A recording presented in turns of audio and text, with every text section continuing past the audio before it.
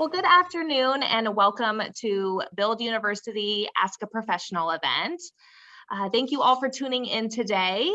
We are excited to have professionals from the roofing sector of construction trades with us today, and I will have them all introduce themselves here in just a minute. But our hope really with these events are that they're linking your education and your career interests with businesses and professionals. So before we get started, I just want to say a quick hello as your host. My name is Jill Hoyk. I work a part of the work-based learning team here at DMACC. And so again, welcome and thank you for tuning in. I would also like to mention that DMACC does have several building trades and construction programs.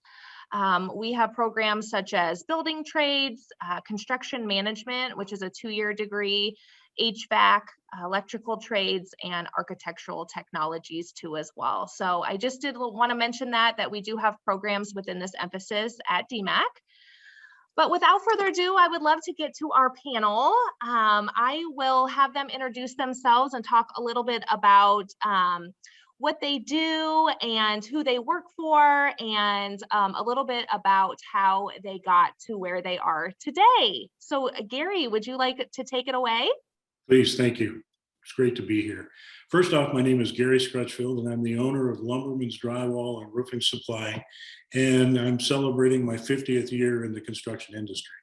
I started out at a very young age and got into the apprenticeship program to become a carpenter, and thoroughly enjoyed that. The fee for the education was actually paid by my employer, and then I had the opportunity to get into the supply side and focus on roofing and learn residential as well as commercial. At that point in time, there was 44 roofing manufacturers in the United States. I visited 38 of those manufacturing facilities in my training. So I traveled across the United States, then focused on the commercial side of business and went through training throughout the United States. But back in 2006, I had an opportunity to buy the company. So I used all my training and everything I've learned over the past 35 years at that point in time and purchased the company and have had a lot of fun. The thing about the roofing business, as the construction business goes, you're never the same days, they're all different. You get to be out in the weather. Of course, there's days it rains and cold, but the opportunity was there and I enjoyed it and did a lot of night school and reading just to continue my education. And it was all paid for by my employer. So it's been a great opportunity. Thank you. Great. And Janice, what about you? Hi, thank you for having me. My name is Janice with CIG Construction out in Denver, Colorado. I came into this business in a roundabout way. I actually went to school for finance and real estate. After I graduated, I worked in corporate for a couple of years in big companies. You guys may know Disney, Fox TV networks. And, after 2 years of working in corporate, I just realized it wasn't for me. I just needed something that was a little bit more flexible and not as rigid. But it was a path that really helped me in the business that I'm in now. I basically work with my husband, who is my business partner, and we started our company 12 years ago. And he's actually a second generation contractor. His dad is actually still a contractor. He is going to be 80 this year, and he is out in central Pennsylvania, and his company builds steel buildings, and he has a second company that is a crane company. So, it's been in the family.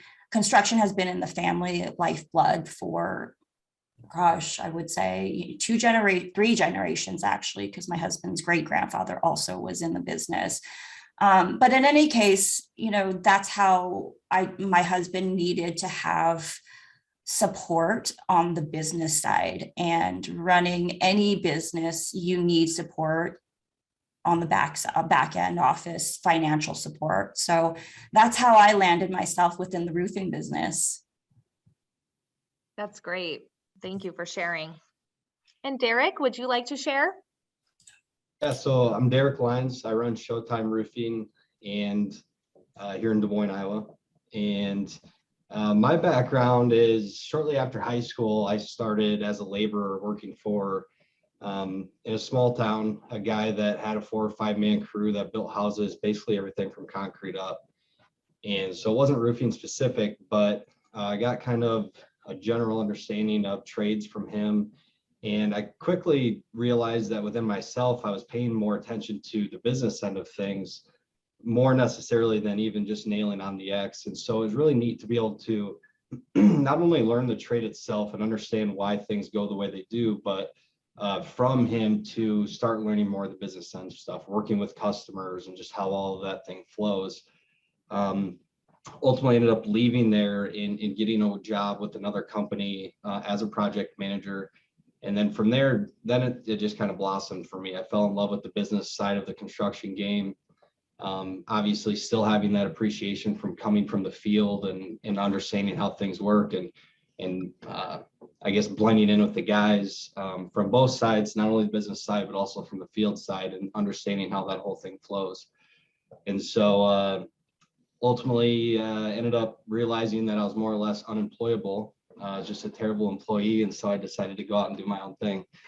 So it's been a good ride. It's been a lot of fun, but that's kind of how I ended up here. So. Yes.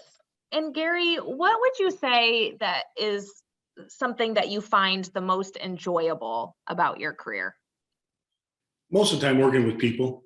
Every project was different. Every challenge was there, and you had to do a lot of research on the building. And then most of all, I got to be out in the weather when I was out in the field.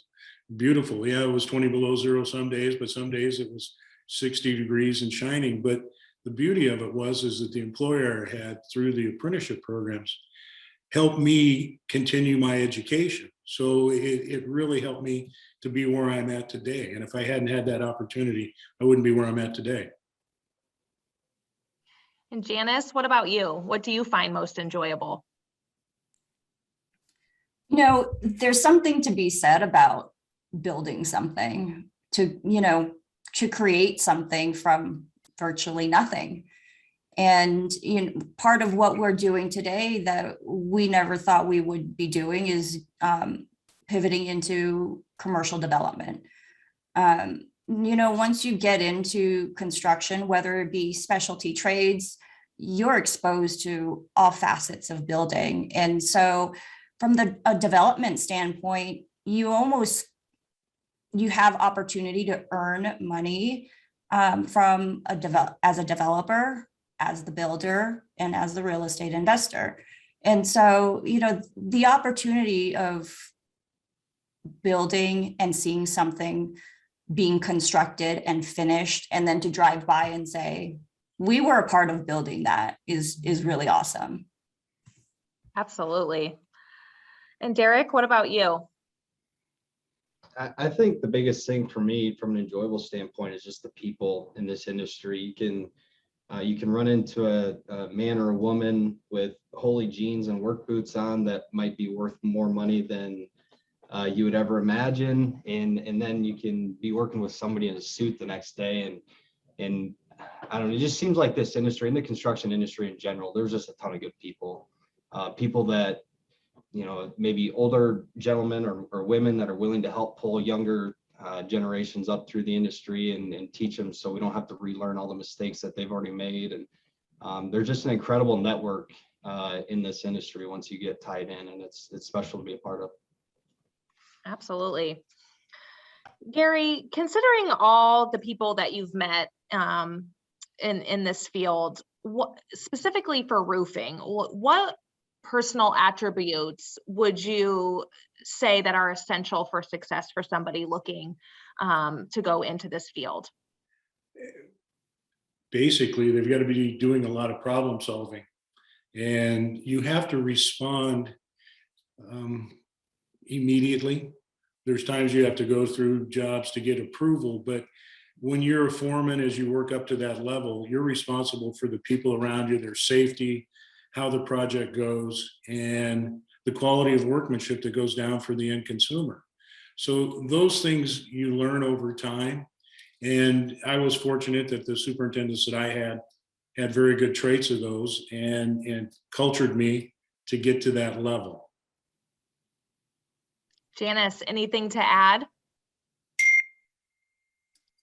I agree. I mean, you have to, there's a lot of teamwork involved and a lot of personalities, and you figure it out. There's always more than one solution to the problem. That's the beauty of construction. You can ask one person.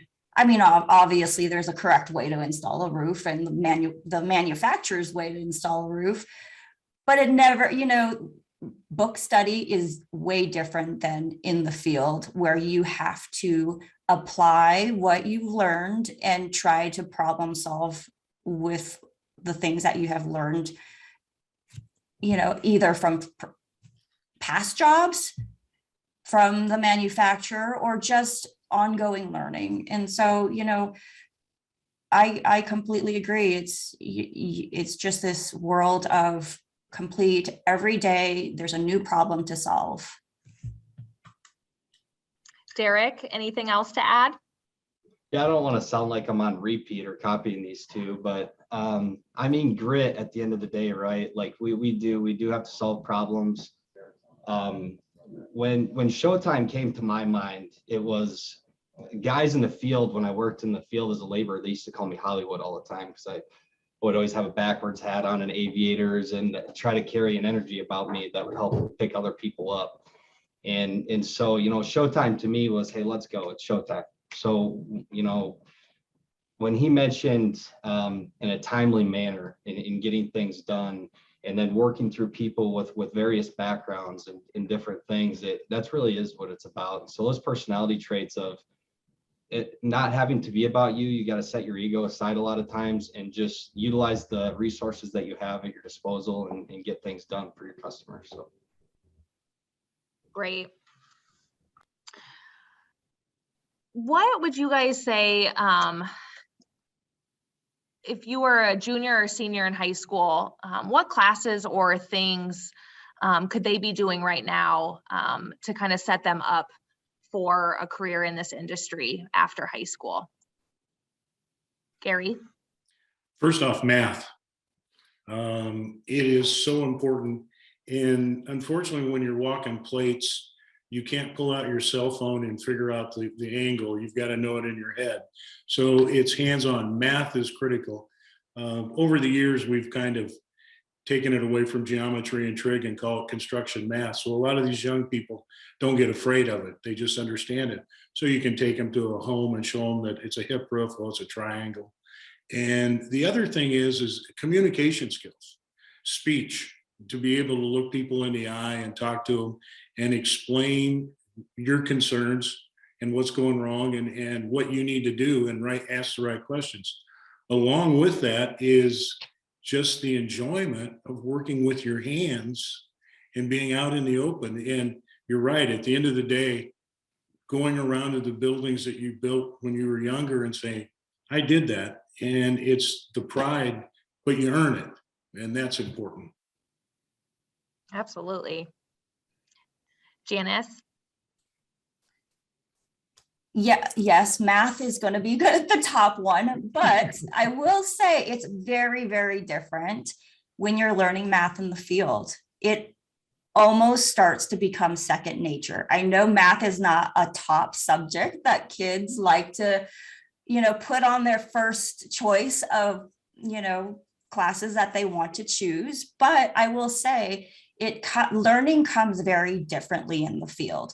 It almost comes naturally. So besides math, I would say take a finance course, because if you're going to run a business, you're going to have to know how to be profitable, whether you work on your own as an independent, you're running your own business and you're doing your own jobs. That's how you start, but you have to understand how to make a profit. Once you understand how to make a profit, then you can start hiring people and then work your way out of the role and potentially out of the field. And that's how you graduate through the business of construction. Absolutely. Derek, do you have anything to add?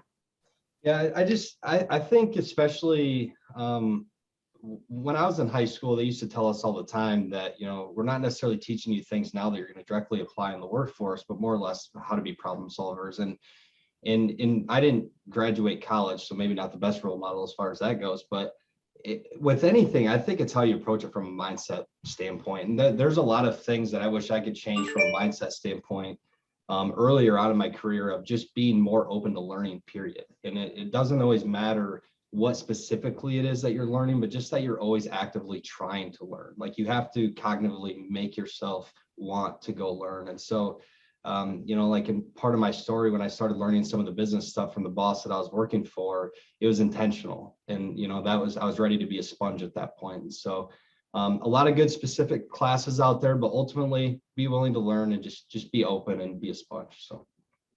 Yeah, absolutely. I agree. And I would like to follow up with that because, yeah, school can not be fun for most kids. But if you go in and just think you have to be a lifelong learner, you have to find enjoyment in learning. And it doesn't have to be you don't have to choose a specific course, but just find something that you're interested in, and know that, you know, even as an adult, I'm reading every single day. I'm just trying to learn more about business, more about roofing. And it's going to be an ongoing thing for forever. Absolutely. That's great. Gary, you mentioned apprenticeship a little bit, and Derek, you mentioned laborer. Can you kind of talk a little bit about what they are and maybe what some of the differences are in that? Gary, can you start off? Sure. The apprenticeship program, depending on what trade you get into, is basically a 4-year program. And the first year, you are a laborer. You are there, you are required to go to night school, or weekends is when I started on Saturday morning. And basically, it was a 4-year program. And in the apprenticeship program, it took you through all facets of the construction industry with carpentry, and then it spun off directly into the roofing side. But through that, you learned blueprint reading. You did learn a class on finance, as Janice mentioned. It tried to round you out so that you understand the mechanics of what it takes to build a building. And as your education improves, the first year, you're entry level. And I tell people we run them through the meat grinder. Second year, the pay increases. Third year, and then by the fourth year, they're running projects, but the education is taken care of by your employer and also covers a lot of your tools. But it gives you the knowledge, the safety programs that are required on so many projects, which is just good all over. But the main thing is that it's a structured process to get you to the level of competency so you can maintain and operate daily.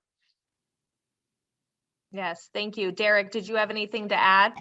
I think the most important point he made was with structure. And you know, through the route I took was definitely lack of structure, a lot of figuring things out on your own that you maybe wouldn't have had to. But I mean, ultimately, it's learning with intent, right? You have a definite direction, you know where you're going, you have a goal at the end. And those programs are very, very neat because you also have not just the material that you're learning, but the relationships that you form along the way are invaluable too as well. Yes. Thank you for explaining that. I think maybe sometimes students don't fully, know the different facets of different ways that they can get education. So thank you. One thing, when you get into the trades, regardless of whether you're in an apprenticeship program or out on your own, the one thing we always stress to people, it is a career that is lifelong learning, and you're constantly learning. And a lot of people don't realize that when they're starting out. And I know Janice had made mention to that earlier. So just advising them. Yes. And Janice, I have a question for you. With women only making up 9 to 11% of the construction industry, What would you say to young women wanting to learn more or potentially wanting to join the construction industry?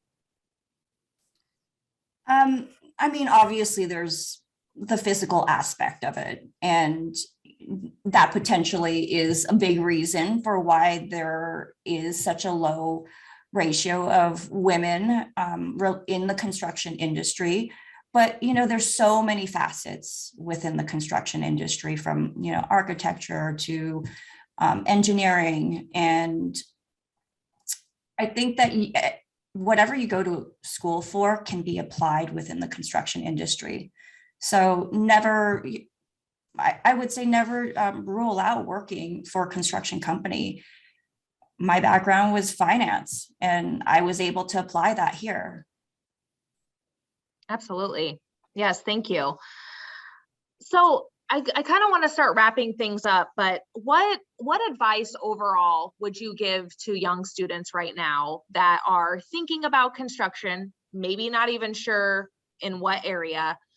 What advice would you give to them? Or, looking back at your journey, is there anything that you would have done differently? And if so, what advice would you share to your younger self? Gary, you can start us off. Thank you.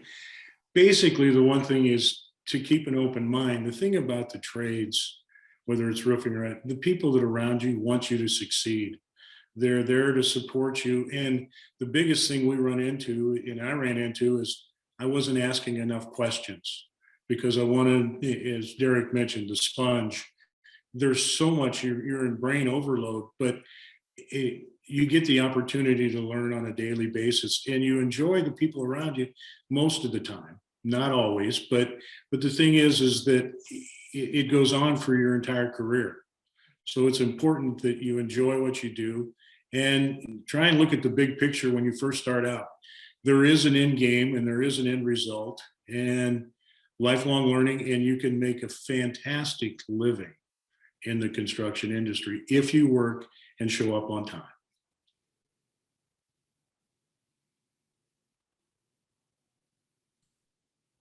Oh, that's great. Thank you for sharing that, Gary. Janice, what about you? Any advice?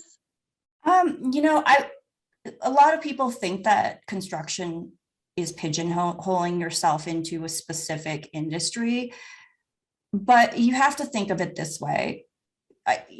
You're going into a niche of construction, but you have to be good in all aspects of, if you're going to go into business yourself, you need to be almost like a triple threat, where you can perform the actual trade or the construction within the construction project, run a construction project. You have to understand how to run a business, and you have to overall just know enough to be dangerous so that you can hire it out. That's the ultimate goal, with me in having my own business. Now, if you're going to go and work for somebody, you're basically a solopreneur. You're going to start on the ground level, and you're going to learn as much as you can in order to grow within the industry. And that's with any job, if you're under any employment, you're there and you have to do your best, no matter who's looking. That is great advice. Thank you, Janice. Derek, any advice you would give? Yeah, these two are tough to follow up. I should have switched the order around for you sometime. Taking away some good nuggets here myself, honestly. Right? Ultimately, I think, once you learn a skill, again, like we've mentioned, we've mentioned that, it doesn't necessarily have to be roofing. But once you learn a skill, it can't be taken away from you. And if you possess that ability to go build, create, fix, or whatever it is, you always have that to fall back on. And so for me, I think, luckily, going through that phase of my life at an early age, it kind of takes away an element of fear, because there is, you always have that to fall back on. So once you learn those skills and then have that knowledge to build and fix things, and people can't take it away from you, it kind of makes you unstoppable to a certain way, because, if you are working for someone and that doesn't work out, like Janice said, you can go out on your own and do different things if you have the business side of it kind of figured out. So I think that's the greatest part of it. So. Absolutely. Well, I want to be respectful of all of your time and truly appreciate you all being here today and sharing your knowledge with us. And for those of you who are tuning in, we hope that you took away some nuggets as well. So thank you all for tuning in today, and we hope to see you at our next Ask a Professional event.